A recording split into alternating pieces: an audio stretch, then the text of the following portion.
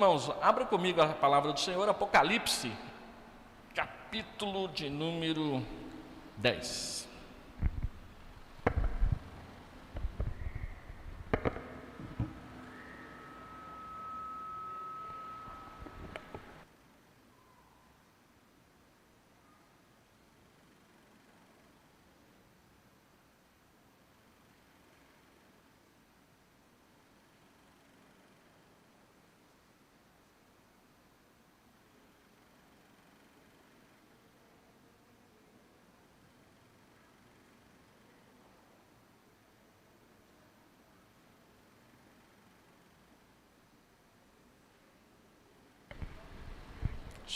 Apocalipse capítulo 10. Só lembrando aos irmãos, nós estamos trabalhando o livro Mais que Vencedores, do Dr. William Hendrickson. Este é um livro que foi publicado em 1928 como parte da tese de doutorado do Dr. William Hendrickson. É muito utilizado nas igrejas presbiterianas, também nos seminários, a respeito de escatologia. O objetivo desse livro é principalmente apresentar, o objetivo dessas aulas na escola dominical é principalmente apresentar para a igreja e tornar popular entre nós o método de interpretação paralelismo progressivo, que defende que o livro de Apocalipse é formado por 7 sessões paralelas.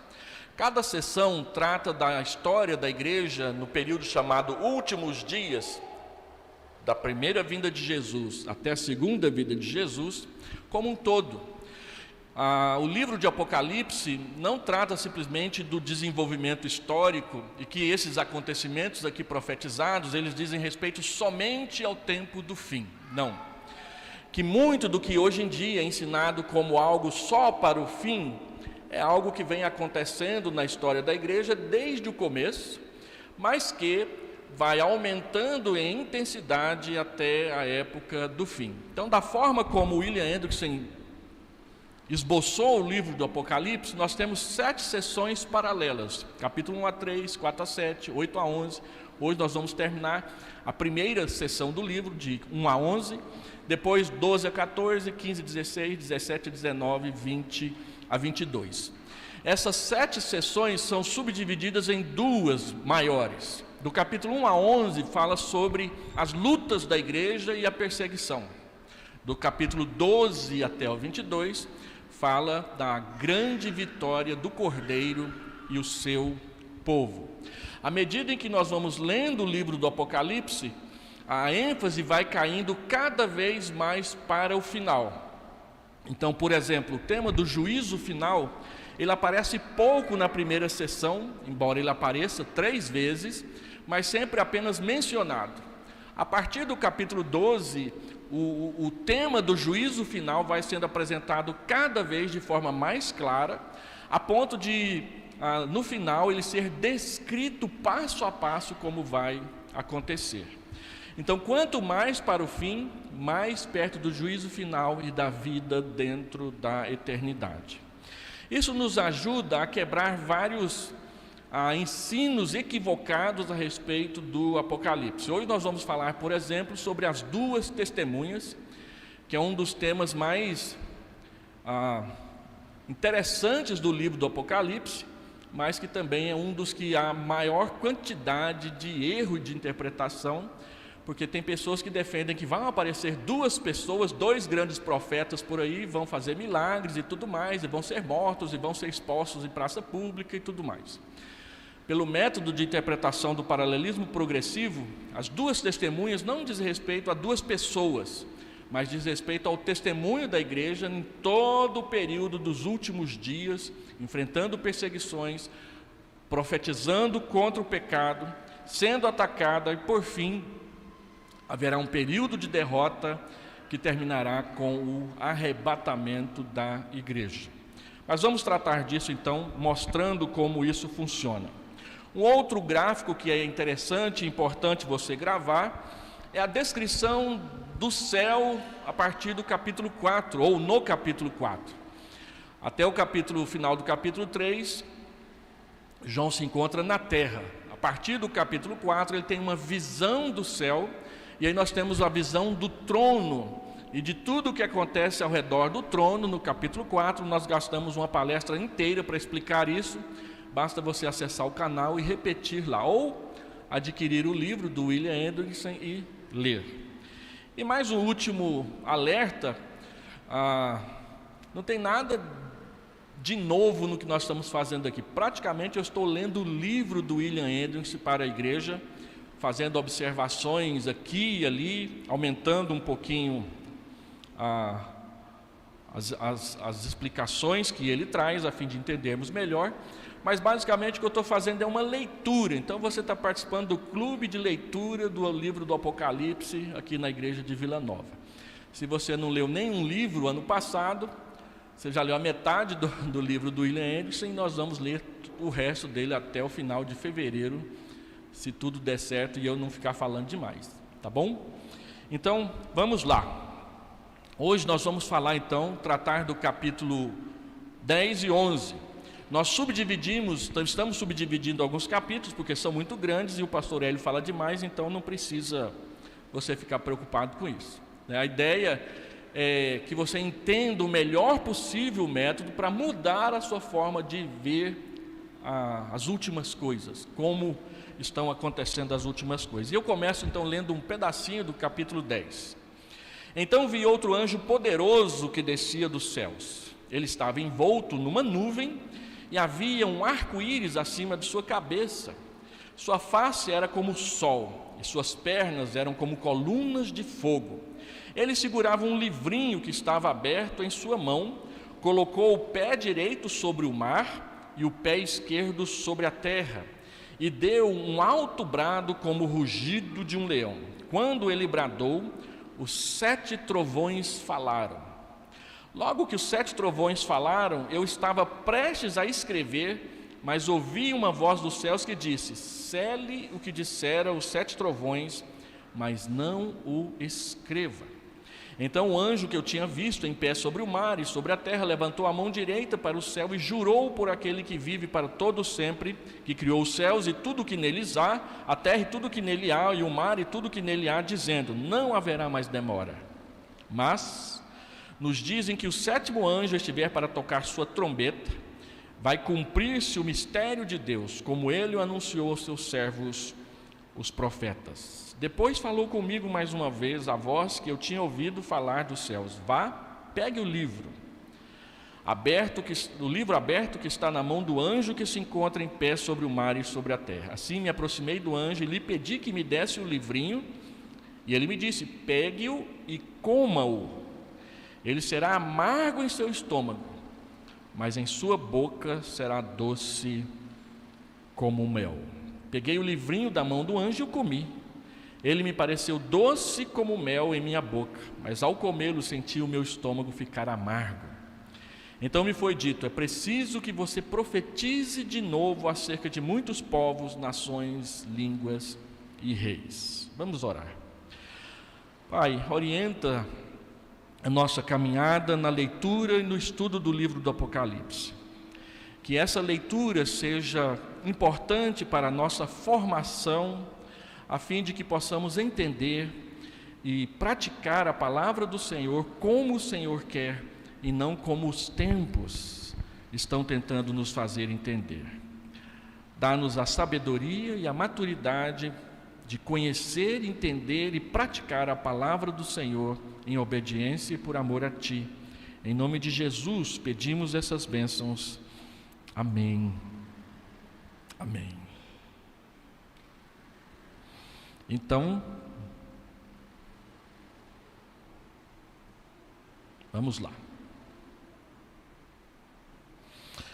Nós tratamos da aula passada do capítulo 8 e 9, agora vamos entrar no capítulo 10 e 11.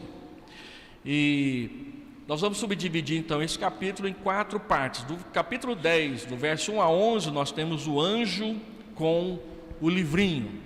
Primeira afirmação que precisamos fazer é que o texto está tratando de um anjo e não do Senhor Jesus Cristo.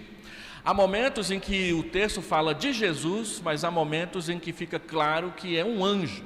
Esse anjo é muito próximo e faz algumas coisas que são muito parecidas com aquilo que o livro do Apocalipse descreve Jesus fazendo, mas é preciso entender que aqui não está se referindo ao Senhor Jesus, mas é um anjo. Por quê?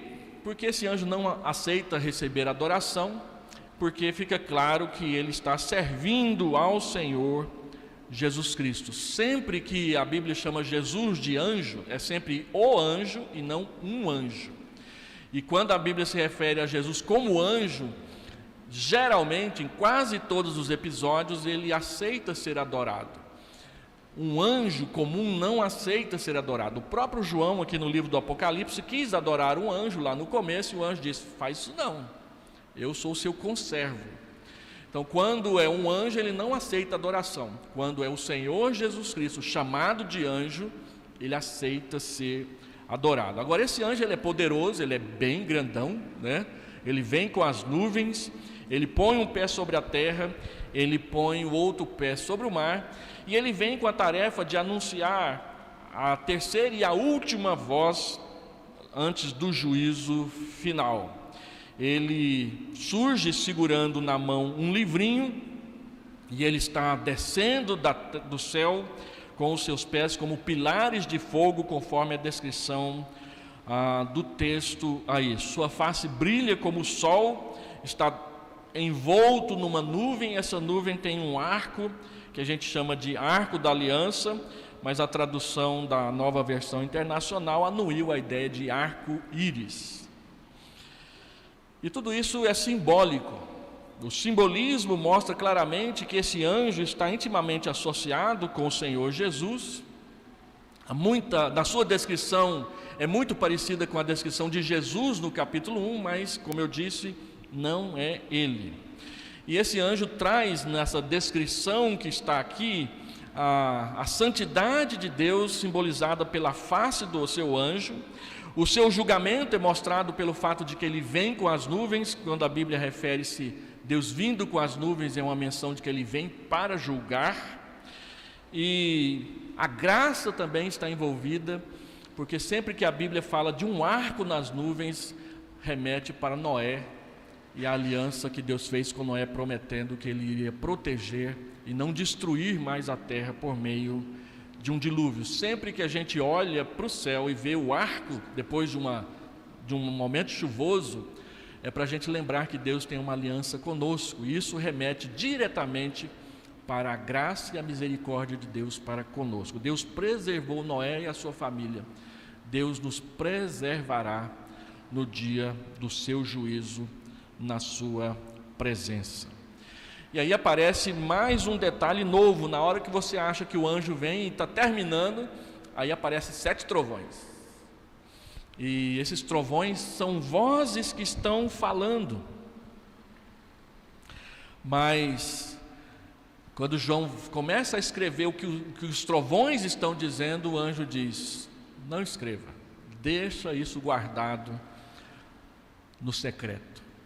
William Anderson comenta essa parte dizendo que nem tudo que Deus está fazendo Ele vai revelar para nós.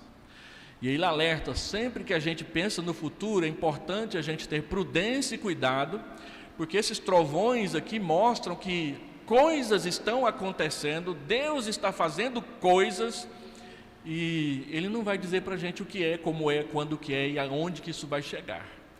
Então, nós precisamos entender que, embora Deus tenha se revelado a nós na Escritura e em Jesus Cristo, e Jesus Cristo é o ponto alto da revelação, quem vê Jesus vê o Pai, nem tudo que Deus vai fazer Ele quer que a gente saiba. A gente só fica sabendo aquilo que Deus revela. Agora, o que nós defendemos, e essa é uma defesa da fé reformada, é que o que nós sabemos pela revelação é suficiente para nós vivermos uma vida que agrada a Deus. Então, esses 7 trovões aqui mostram para nós que nem tudo que vai acontecer nós precisamos saber, mas que o que a gente sabe é suficiente para a gente ter uma vida reta com Deus. e no momento oportuno tudo vai acontecer como Deus havia prometido. O anjo, ele aparece, ele fala alto, ele fala como um trovão, porque a sua palavra é para todos e o que ele está falando é importante. Mas ao mostrar esses 7 trovões, Deus diz: guarda segredo, não escreva essas palavras neste momento. E aí o anjo traz uma palavra que deixa a gente assim de sobressalto: não haverá mais demora. Tipo assim, chegou a hora, agora é o momento final. E aí na hora que você pensa assim, é o momento final, abre mais um parêntese. William Anderson diz: não fique preocupado com esse parêntese. Para nós fica parecendo que a cronologia, que o tempo está atrasando, mas é uma questão de simultaneidade, uma coisa acontece enquanto a outra está acontecendo. E aí ele abre um parêntese que é o final do capítulo 10 e todo o capítulo 11 para mostrar definitivamente o que é o sofrimento da igreja, e que quando toda a medida do sofrimento da igreja estiver pronto, o juízo final vem, o arrebatamento da igreja acontecerá. De modo que quando a gente lê a última frase do capítulo 11, nós estamos diante do arrebatamento da igreja e, por fim, a abertura do céu para o grande juízo final que está aparecendo. O anjo diz que o mistério de Deus finalmente será conhecido. Lembra que o apóstolo Paulo usava muito essa frase, Colossenses e também em Efésios, o mistério de Deus. O mistério, quando a gente fala dele na Bíblia, não é a mesma coisa que falar dos livros de Agatha Christie, ou dos mistérios resolvidos pelo Sherlock Holmes, que pega aquela lupinha e sai descobrindo as coisas. Na Bíblia, o mistério não tem a ideia desses filmes em que você acha que é o mordomo que é o culpado, mas é a empregada doméstica, né? Ou quando você acha que é a esposa e de repente é o próprio marido. Então tudo só é revelado no final para te assustar e falar assim: eu quase acertei. Na Bíblia o mistério não é isso. O mistério é algo que estava guardado, que estava escondido, mas agora Deus mostrou. Então não é aquele negócio que fica te assustando a narrativa inteira, que deixa você com aquela expectativa de que você não sabe exatamente o que está acontecendo. Não, o mistério é algo que estava oculto, mas agora Deus abriu. O próprio Deus abriu para você. E o mistério, conforme Paulo diz em Colossenses, é Cristo. O grande mistério de Deus para nós é a revelação do Messias de forma humana, vivendo como um servo, morrendo numa cruz pelos nossos pecados, mas ressuscitando ao terceiro dia, voltando para o céu e preparando-se para voltar à terra. Esse é o mistério. Cristo em vós, a esperança da glória. O mistério de Deus é que Cristo veio, se revelou a nós, e todo aquele que nele crê não perecerá, mas tem a vida eterna. João 3, João 11, mostrando que o que é decisivo na nossa vida é firmar um compromisso pessoal com o Salvador que se revelou na pessoa de Jesus Cristo naquela época. Esse é o mistério de Deus que foi revelado ao mundo. E ao dizer isso, o juízo final está pronto para chegar, mas ainda não. Ele tem mais 2 assuntos. O templo será medido e as 2 testemunhas vão aparecer. Lembrando que toda essa linguagem é simbólica do que Deus está querendo fazer. Então, o que vem aqui no capítulo 11 é meio assustador, mas de certa forma também é consolador, especialmente essa parte da medição do templo. Esses 2 assuntos aqui, a medição do templo e o aparecimento das 2 testemunhas, são os 2 textos mais mal interpretados do livro de Apocalipse para nós. Porque muitos usam o que está sendo dito aqui sobre a medição do templo com a ideia de que haverá um 3º templo em Jerusalém. E aí todo dia você vê no YouTube: olha só, o exército de Israel descobriu mais as bases do templo e daqui uns dias vão reconquistar a esplanada lá das mesquitas para poder construir e reconstruir o templo, o terceiro templo. Há um tempo atrás eu vi no YouTube alguém dizendo: os arqueólogos judeus descobriram as bases do templo de Salomão lá nas escavações que fizeram, e agora então eles têm a medida exata do templo para reconstruir. Todo santo dia aparece uma declaração dessa no YouTube, e aqueles milhares de vídeos dizendo que o terceiro templo já está quase pronto para ser iniciada a construção. Então logo Israel deu um jeito naqueles muçulmanos lá, vai começar o terceiro templo. Gente, não vai acontecer isso. Não é isso que Apocalipse 10 está tratando. O texto está tratando de forma simbólica do que é o povo de Deus, e não simplesmente da construção física de um terceiro templo em Jerusalém. Então, quando o anjo fala que está tudo pronto para vir, a nossa expectativa é que o próximo versículo diz: o sétimo anjo tocou a trombeta, mas ele só vai tocar a trombeta lá no final do capítulo 11. E ele não está apresentando definitivamente o que vai acontecer. Assim como após o sexto selo não seguiu imediatamente o sétimo, lembra que teve um parêntese? Então, após a sexta trombeta também houve esse parêntese que nós estamos aqui. Lá, o sexto selo foi precedido pela descrição dos selados de Deus, que é o capítulo 7. Aqui, ao toque da sétima trombeta, é precedido pela medição do templo, que é uma descrição da igreja, e o testemunho da igreja às nações nas duas testemunhas. E William Hendricks argumenta: primeiro, o texto trata do que será o sofrimento final da igreja. O sofrimento, o poder, o dever e a vitória final da igreja devem ser mostrados para que os crentes recebam consolação quando os juízos forem infligidos sobre o iníquo. De novo, o inevitável caráter do juízo final se tornará mais claro quando demonstrado que o mundo ímpio não apenas falha em ouvir as vozes de advertência de Deus reveladas nas 6 pragas, mas sobre isso rejeita muito claro e definido o testemunho das 2 testemunhas do capítulo 11. Mas isso, afinal de contas, não seria uma demora? Ele pergunta. O anjo jurou solenemente que não haveria mais demora, mas ainda assim nós temos que esperar mais um pouquinho. Contudo, essa espera é só aparente, diz William Hendrickson. O que temos em 10, 8 até 11, 13, não intervém cronologicamente entre a sexta e a sétima trombetas. É simplesmente a descrição da presente dispensação de uma perspectiva diferente, ou seja, ele volta ao conceito de paralelismo progressivo.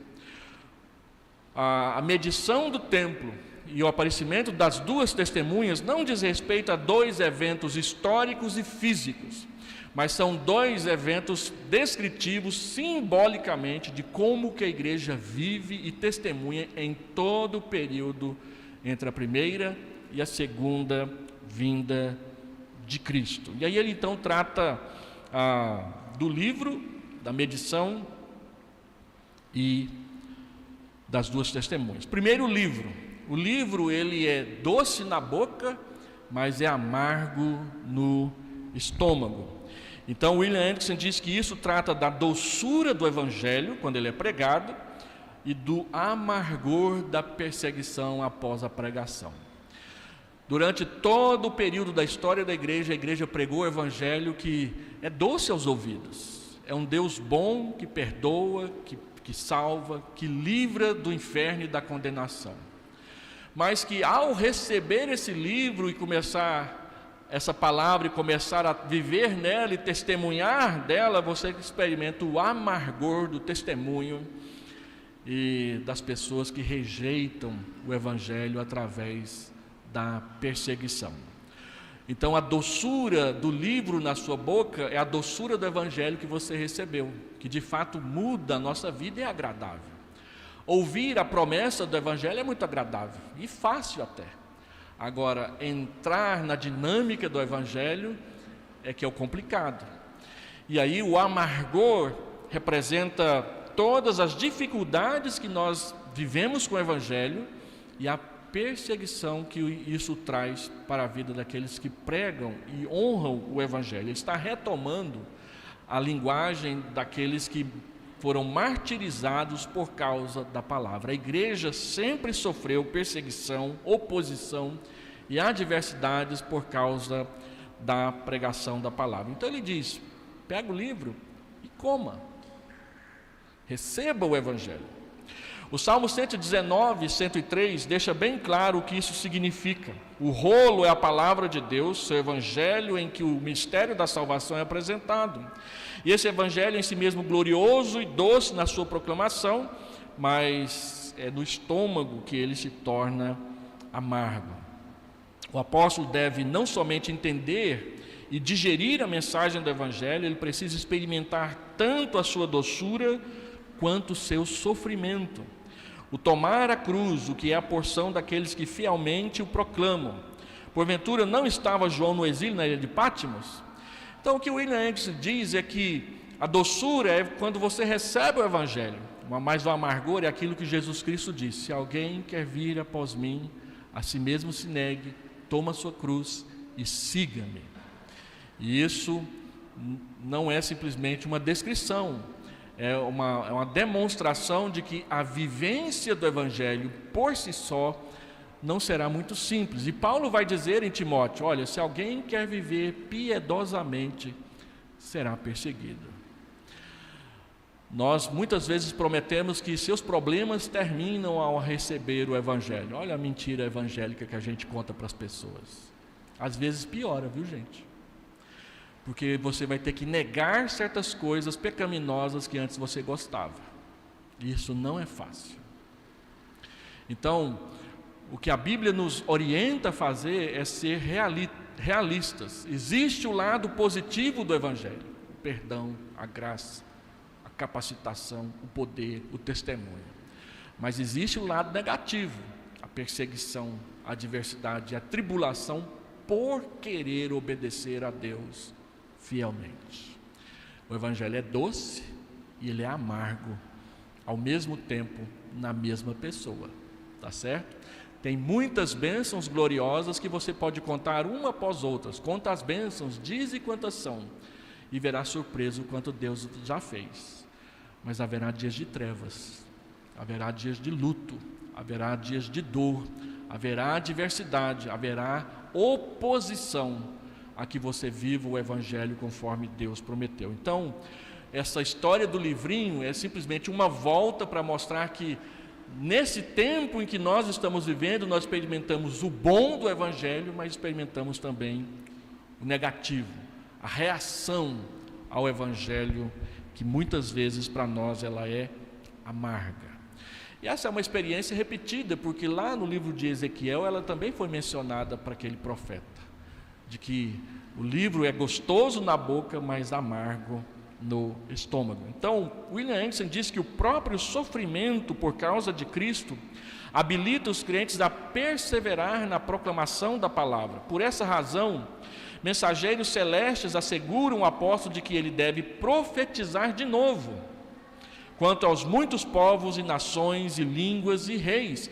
E essa mensagem vai ser enfatizada no capítulo 17, que a gente vai chegar nele para frente. Então, nesse capítulo, João está realmente profetizando a respeito de nações e reis. Capítulo 11, versículo 1 e 2, nós temos o mandamento para que o templo seja medido. Deram-me um caniço semelhante a uma vara de medir e me disseram: vá e meça o templo de Deus e o altar, e conte os adoradores que lá estiverem. Exclua, porém, o pátio exterior, não meça, pois ele foi dado aos gentios. Quem lembra a geografia do templo, vai lembrar que tinha lá o templo de Salomão. Dentro do templo nós temos o Santo dos Santos, onde a Arca da Aliança ficava, e o santo lugar onde só os sacerdotes entravam. Do lado de fora tinha o pátio, e ao redor do pátio, o pátio dos gentios. Quem visitava Jerusalém na época do apóstolo Paulo, tinha uma região ali na esplanada do templo que os gentios podiam ir, mas aí tinha um muro. Desse muro para frente, só judeu. E foi descoberto na década de 60 pedaços desse muro na arqueologia, e havia uma inscrição: não ultrapasse, quem ultrapassar será morto. A pessoa que não era judia, que entrasse na área do pátio das mulheres, por exemplo, era morto. A acusação que os judeus fizeram contra Paulo para poder prendê-lo e assassiná-lo é que ele tinha introduzido Tíquico ali naquele pátio. Os irmãos se lembram, porque Tíquico era grego, ele não era judeu.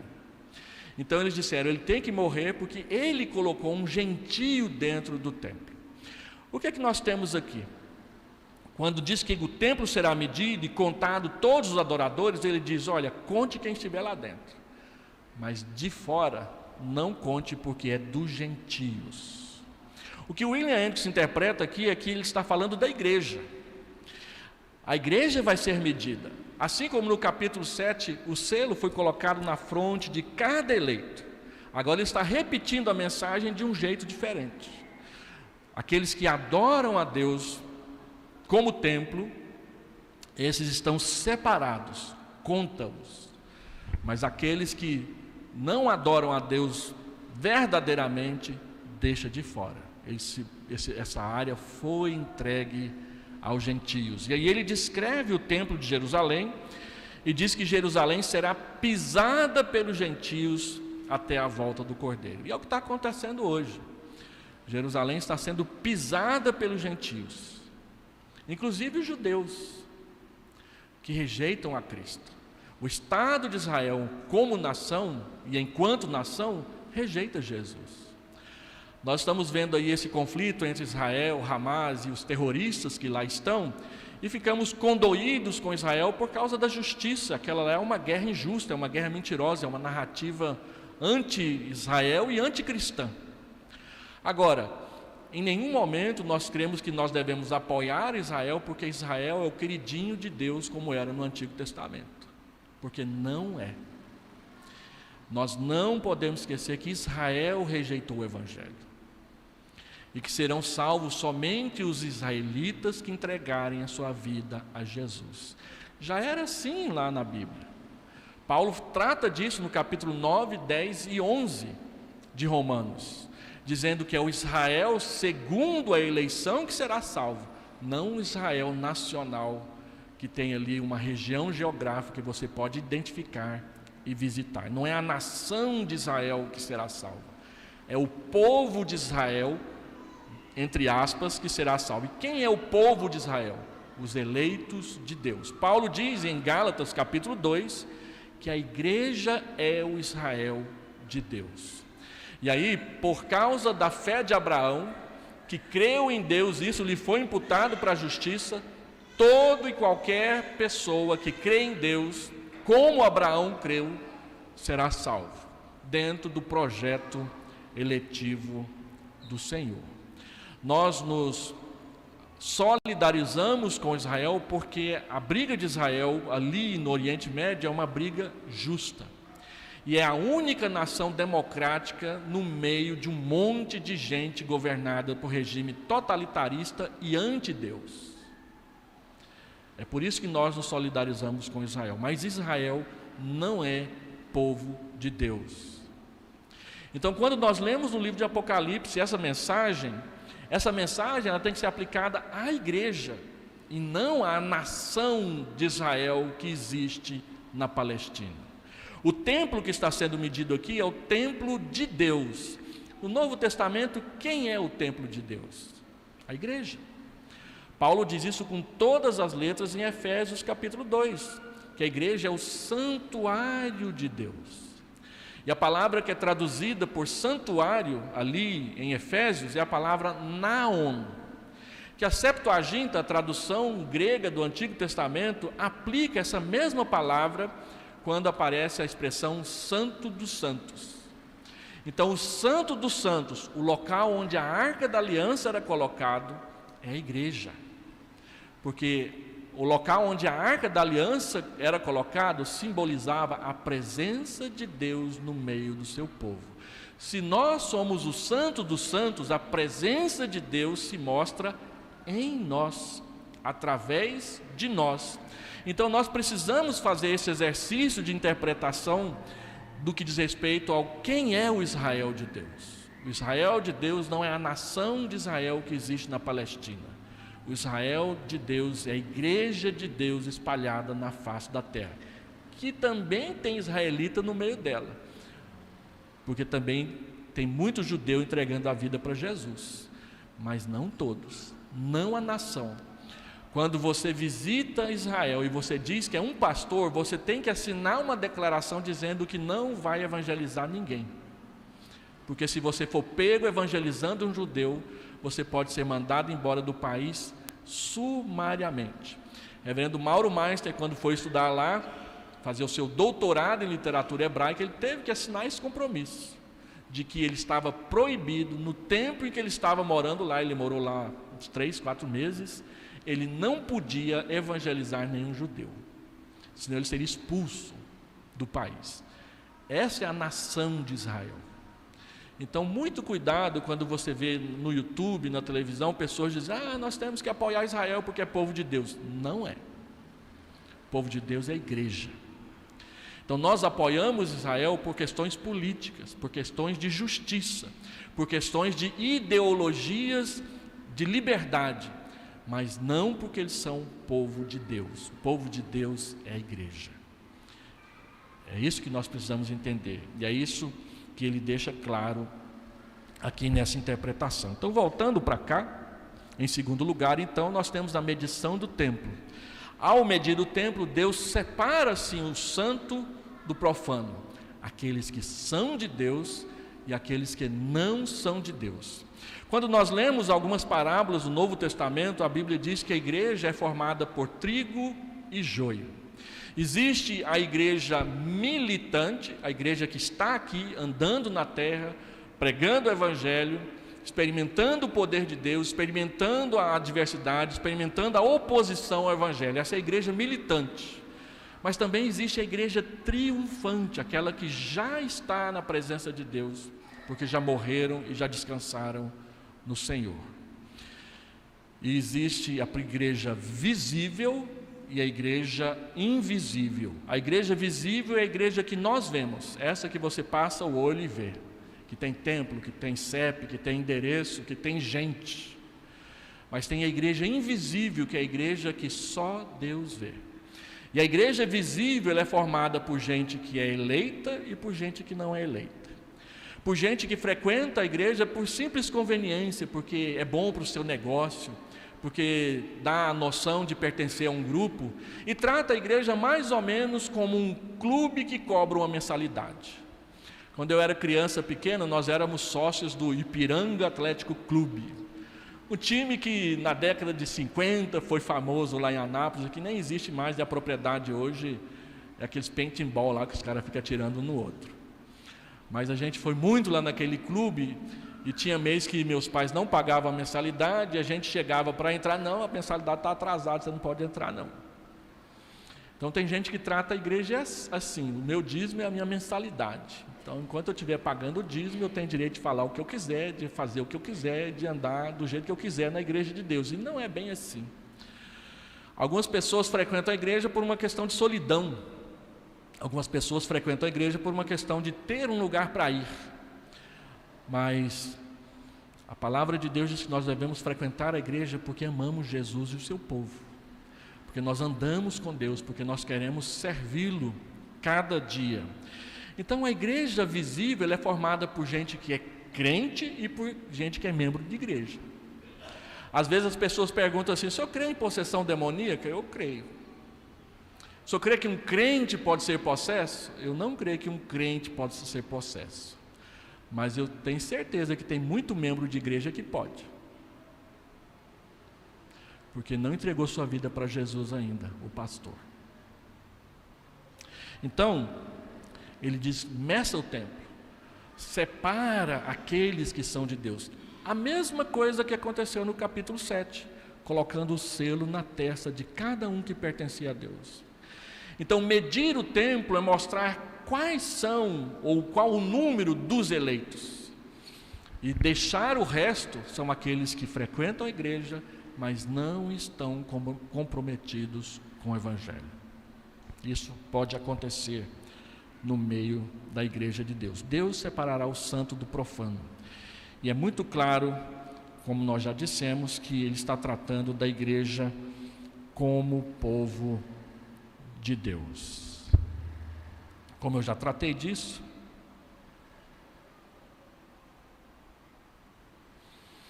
eu já vou para o próximo ponto.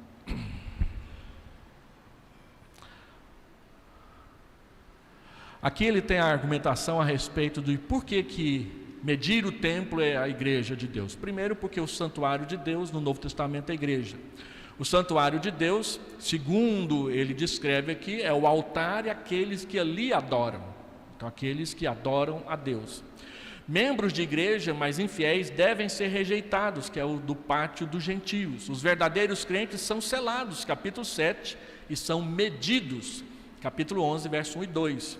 Isso está em harmonia com Ezequiel 43, 4 e 47, 1, quando fala da medição do templo. O templo simboliza, representa a igreja de Deus. Então, a Jerusalém terrestre é claramente o símbolo de tudo que se opõe à verdadeira igreja.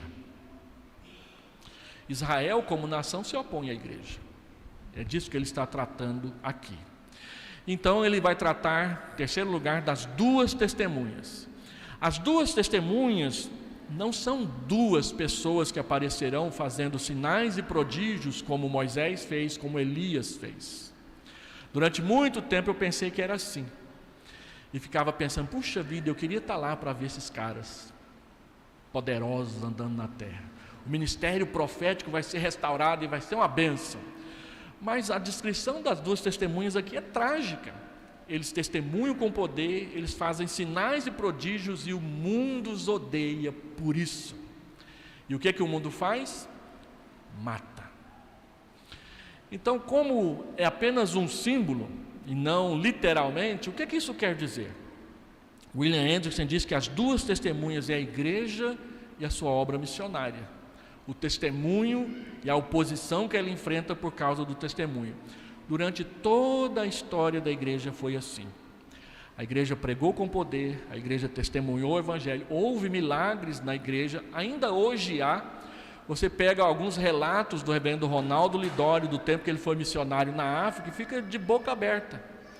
Você pega aquele livrinho que eu menciono sempre aqui, o Reavivamento na África do Sul.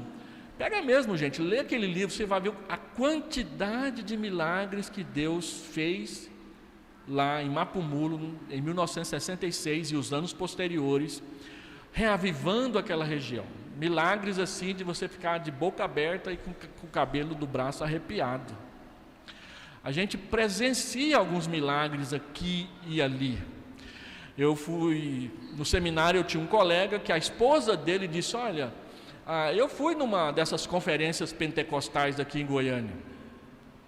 E o pregador estava lá em São Paulo pregando e ele começou a orar pelas pessoas. Eu estava do lado de um paraplégico e eu vi a perna da criança inchando novamente, enchendo-se como se fosse um balão dentro daquela armação de metal.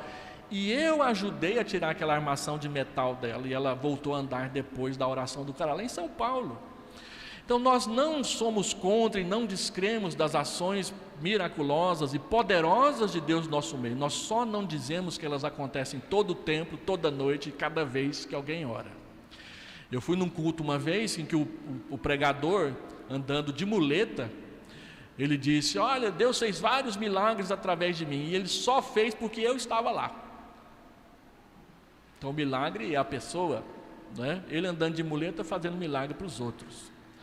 Não duvido disso, mas o milagre não acontece só porque o missionário tal, a missionária tal, ou fulano de tal vai lá e ora e ele é o poderoso. Não, Deus faz milagres. Em 30 anos de ministério eu devo ter visto um ou dois, mas quando você lê a narrativa bíblica, os milagres não acontecem um atrás do outro o tempo todo. Quando você lê a história de Eliseu, por exemplo, há uma narrativa de um milagre acontecendo 10 anos depois do outro. Mas como a gente só vira a página, a gente acha que foi ontem, hoje e amanhã. Não, cada página virada daquela às vezes é 100 anos, viu gente? dependendo da narrativa que você está lendo. Então, milagres acontecem, milagres aconteceram, milagres poderosos ainda irão acontecer.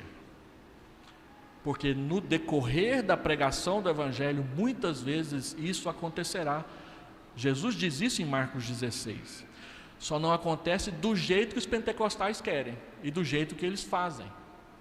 Aqui em Goiânia, uma vez, um desses pregadores apareceu e foi fazer aqueles jingles de propaganda anunciando a vinda dele aqui em Goiânia. Aí ele foi lá na TV Anguera e ele gravou os jingles da semana inteira, antes de acontecer. E aí ele colocou num dos jingles: ontem um cego viu, o coxo andou. Ele estava gravando na semana anterior ao que ia acontecer, dizendo que já tinha acontecido. É contra isso que nós pregamos. Então o texto diz que as duas testemunhas, elas vão fazer esses milagres. Na igreja, milagres acontecem. Na igreja presbiteriana, tem gente que não acredita, milagre acontece. O que a gente não faz é querer fazer a igreja crescer em cima disso. A igreja não cresce em cima de milagres. A igreja cresce em cima da pregação do Evangelho. E os milagres acontecem conforme o Espírito Santo quiser e desejar fazer.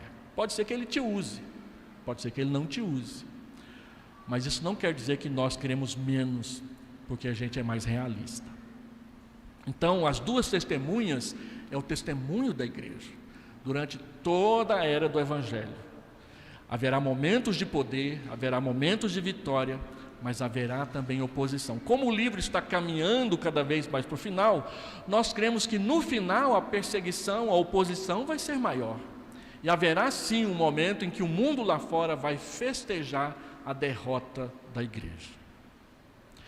Mas dizer que as duas testemunhas morreram não quer dizer que a igreja vai deixar de existir.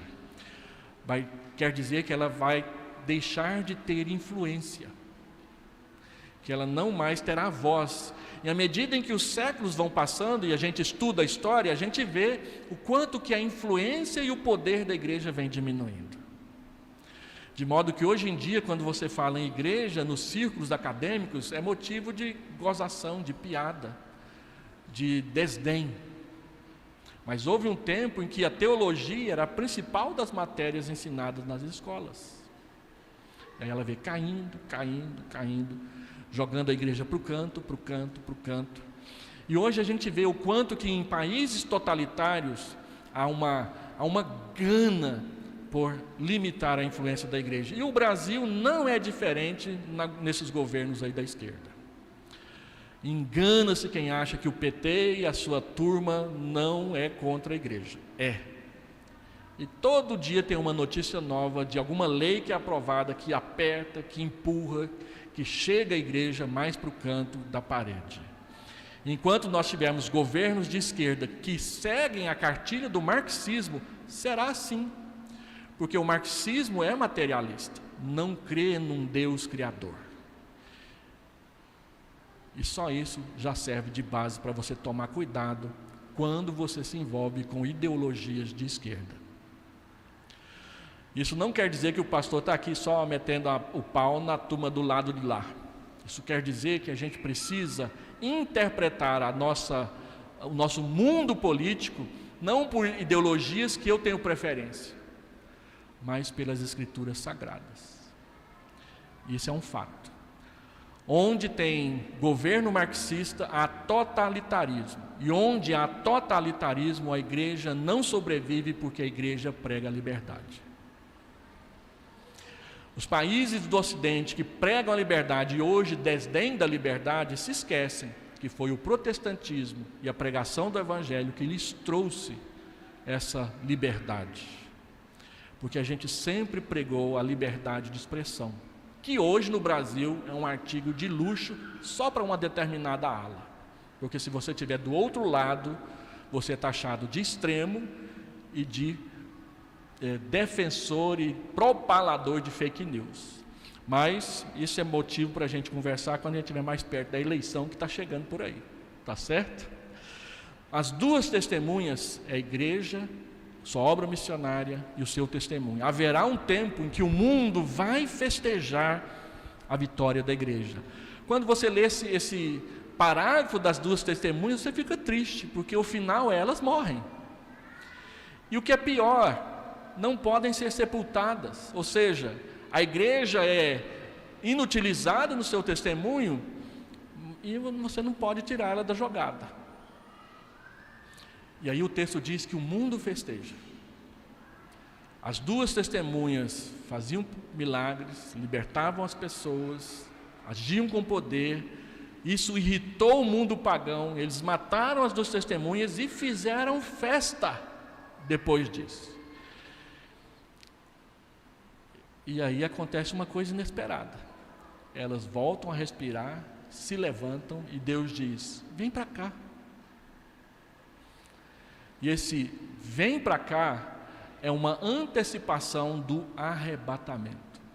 É a primeira menção ao arrebatamento no livro do Apocalipse, que depois ele vai tratar disso mais para frente.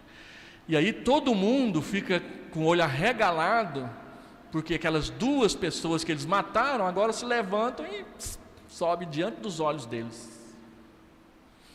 E aí o William Anderson diz o seguinte: que história é essa de arrebatamento secreto?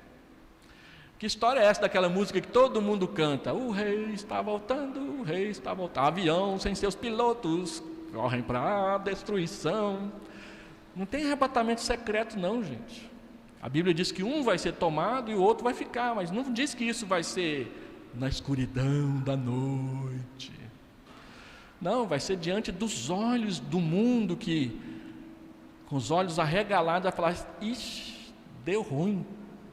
A gente matou os caras e os caras eram de Deus. A gente acabou com a influência da igreja e ela é que estava certa e a gente que estava errado. Só que, como diz Donald Carson, no dia do juízo, o mundo não vai ficar assim: puxa vida, a gente errou, que pena. Não, o mundo vai dizer assim: está errado, Deus está errado, Deus fez tudo errado, nós é que estamos certos. E aí, quando as duas testemunhas sobem para o céu e os olhos acompanham, o que o texto diz? Eles olham para o céu e a Arca da Aliança está exposta. Lembra que a Arca da Aliança é o símbolo da presença física de Deus no meio do seu povo? Então o capítulo 11 termina com a Arca da Aliança sendo mostrada no céu. Ou seja, acabou-se. O que vem depois, quem rejeitou o Evangelho, já era. Então esse reviver das duas testemunhas é um reavamento da igreja no final dos tempos e o arrebatamento da igreja naquele período. E em quarto e último lugar, então, reviveram-se as duas testemunhas, a sétima trombeta é tocada. Olha o que diz o texto, verso 15 a 19 do capítulo 11.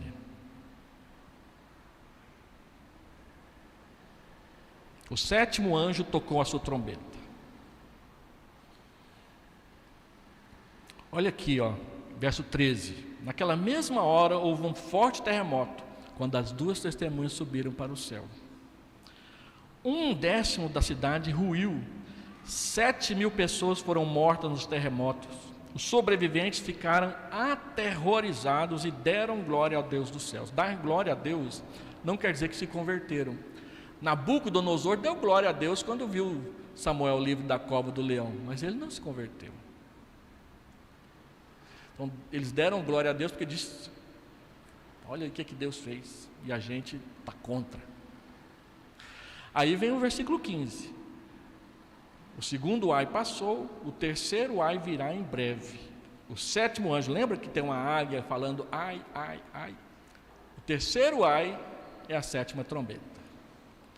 O sétimo anjo tocou sua trombeta e houve fortes vozes nos céus que diziam: o reino do mundo se tornou de nosso Senhor e do seu Cristo, e ele reinará para todo sempre. Lembra de Aleluia de Handel, o Messias? Aleluia, aleluia, e ele reinará para sempre. E é um dos momentos mais fortes do Aleluia de Handel, é a abertura do céu. Os 24 anciãos que estavam assentados em seus tronos diante de Deus prostraram-se sobre os seus rostos e adoraram a Deus, dizendo: graças te damos, Senhor Deus Todo-Poderoso, que eras, porque assumiste o teu grande poder. Observa que eles não dizem mais que eras, que és e que há de vir. Que eras, que é e que assumiu o seu trono, o seu reino. E começaste a reinar. As nações se iraram e chegou a tua ira. Chegou o tempo de julgares os mortos e de recompensares os teus servos, os profetas, os teus santos e os que temem o teu nome, tanto pequenos quanto grandes, e de destruir os que destroem a terra. Destruir os que destroem a terra. Verso 19: então foi aberto o santuário de Deus nos céus, e ali foi vista a arca da sua aliança. Houve relâmpagos, vozes, trovões, um terremoto e um grande temporal de granizo. E aí o que vem? Volta tudo lá no começo. E aí nós começamos a tratar do capítulo 12 para frente da vitória de Deus sobre tudo. Deixa eu fazer aqui 4 aplicações em frases. Primeira: 7 trovões, como nós vimos, deixa bem claro para nós que nem tudo que Deus está fazendo nós precisamos ou devemos saber. Calvino, quando ele fala da interpretação das Escrituras, ele diz: olha, vá somente até onde a Escritura vá. Não fique especulando, não fique fazendo perguntas curiosas. Todos os anos eu tenho que responder aquela pergunta: quem era como que os filhos de Adão arrumou mulheres para casar com elas? Adão e Eva continuou tendo filhos e filhas. Quem que era a esposa de Caim? Né? Aí outro dia eu estou lá mexendo no meu YouTube, aparece lá a história de Lilith. Quem que é Lilith? Lilith foi a primeira esposa de Adão, antes de Eva, e era a cobra. Ai meu Deus, o que a gente tem que ler na internet? Lilith. A serpente ficou com ciúme de Adão arrumar uma segunda esposa e aprontou o que aprontou, na visão de quem não lê a Bíblia. Uma fixação por essas coisas que são medonhas. 7 trovões mostram que tem coisas que acontecem e que nós não precisamos saber, mas que nem por isso está fora do controle de Deus, e que o que a gente já sabe é suficiente para a gente andar e viver uma vida que agrada a Deus. Lembre-se disso. Cuidado com essas curiosidades a respeito do futuro que muitas pessoas têm. Eu tive no seminário um professor que ele disse que gostava de conversar com cartomante, porque cartomante manda você abrir a mão e falar assim: deixa eu ler o seu futuro. Aí ele disse que quando ele ia evangelizar cartomante, ele chegava assim: o meu futuro eu não sei, mas o meu passado eu sei, fala do meu passado para mim. E elas não sabem nada, elas sabem tudo do futuro e nada do passado, porque é tudo enganação. Então, cuidado com esse negócio de querer saber o futuro. Deixa o futuro com Deus. O seu futuro, se você crer, já está garantido. É viver com Deus no céu. Para que melhor? O que vai acontecer daqui para lá é de menor importância. O final está garantido. Ontem nós compartilhamos no grupo dos pais da igreja um vídeo de um rapaz que, se Deus quiser, nós vamos trazer aqui, chama Dietrich. E ele falando a respeito de cosmovisão bíblica para crianças. E aí ele estava numa aula de neurociência e a professora foi falar a respeito disso lá, sobre cosmovisão. Aí perguntou para uma pessoa: quem é você? Eu sou médica. Quem era você há 10 anos atrás? 10 anos atrás eu não sei direito, porque eu não era médica ainda. Quem será você daqui 10 anos? Aí ele disse: professor, eu queria responder essa pergunta. Aí ela perguntou: quem era você então? Quem é você? Eu sou filho de Deus, salvo, redimido pelo sangue de Jesus. Quem era você há 10 anos atrás? Eu era um filho de Deus, salvo, redimido pelo sangue de Jesus, quando ele tinha 17 anos. E 10 anos atrás, professor, eu era um filho de Deus, redimido, crente no Senhor Jesus. Com 7 anos, com 7 anos eu entreguei minha vida para Jesus. desde os 7 anos, tudo na minha vida passou a ser definido por essa decisão. Então eu sei quem eu sou. Ser médico, ser engenheiro, ser pastor, ser missionário, ser empresário, tudo é medido a partir desse ponto, de que eu conheci Jesus e a sua palavra e a sua presença define todo o resto da minha vida. Aí a professora disse para ele: então você é uma pessoa segura. Então você é uma pessoa segura. Eu sei exatamente quem eu sou a partir de Jesus Cristo. Então não precisa ficar querendo entender os trovões, basta ouvi-los e esperar. Segundo, a palavra é doce como o mel. Seja realista na sua fé. Você vai experimentar muitas bênçãos, alegrias, vitórias, momentos agradabilíssimos na presença de Deus, especialmente no meio do seu povo. Mas haverá momentos difíceis, haverá luto, haverá dor, haverá enfermidade, haverá luta, haverá adversidade, haverá oposição, e se você prega o Evangelho, haverá até perseguição. As duas coisas juntas.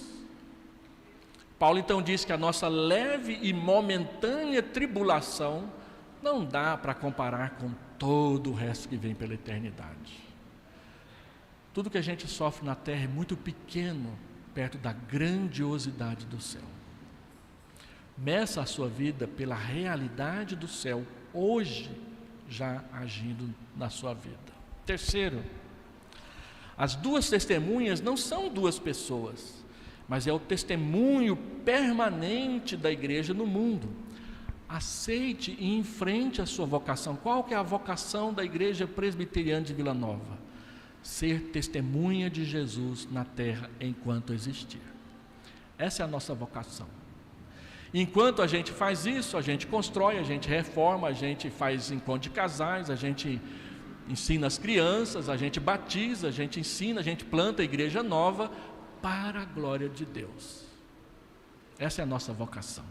E por último, graças a Deus, ouça a 7ª trombeta. Quando a 7ª trombeta tocar, você também vai olhar para o céu. Só que, diferentemente daqueles que não amam Jesus, que ficarão aterrorizados com medo, você vai ficar alegre. João 16, 22, decora esse versículo. Hoje vocês têm tristeza, mas outra vez vos verei, e o vosso coração se alegrará, e a vossa alegria ninguém poderá tirar. Quando a gente olhar para o céu e a gente ver a Arca da Aliança, a gente sabe que logo em seguida Jesus aparecerá. E o melhor de tudo é que você vai ser levantado do chão para encontrar com Ele lá. E onde Ele estiver, você estará com Ele para sempre.